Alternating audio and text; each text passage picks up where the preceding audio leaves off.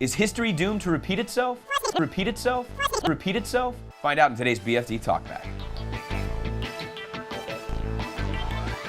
One of our viewers left a great comment the other day about the risks of not keeping an eye on the past. They asked us, those who don't know their history are doomed to repeat it. Is that true? So it was actually George Santayana who was quoting Edmund Burke before him, who said, those who don't know history are destined to repeat it. It's kind of a weighty question. I don't know that we're definitively going to come up with an answer, but here to help me are two people who bring their take on history to the masses every day, Mark Tweddle and Lynn Ferguson, the creators of This Day Today, a web series that you should all check out. First of all, just, well, thanks for coming. And secondarily, tell us a little bit about this series and what people have in store when they check it out. We do a short video every day that says something about this day in history. And it's got a joke in it because most days in history are funny.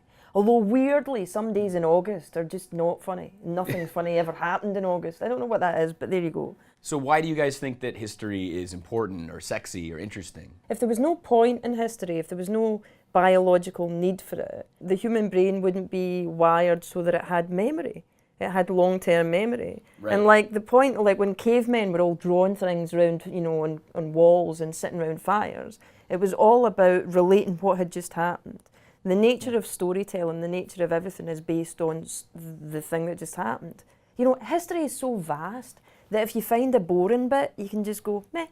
You know, don't care about that. I don't really care about that bit of history. That bit of history I like. From our viewer, they were sort of wondering the expression, you know, those who don't learn from history are doomed to repeat it. Yeah. Right? It's a very, very sort of heady question, and we're not going to necessarily come to a definitive answer, but it's something worth talking about. I think it's really difficult for like a nation. Going to Vietnam, you could say that was a mistake. You could say going to Iraq was the same mistake. I don't know that you can really grasp it that broadly. Right. But I would hope that the people looking at public policy, you know, foreign policy are in fact analysing that stuff, and hopefully they didn't make exactly the same mistakes they made the last time.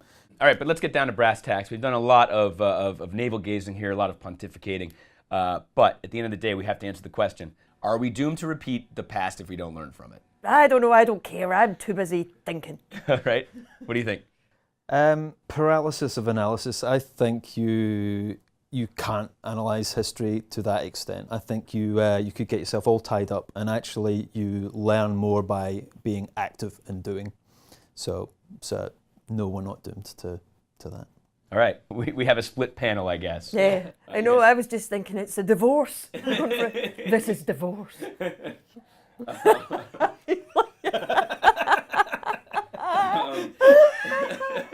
Yeah, you've found out about history, kids, but now you've ruined my romance.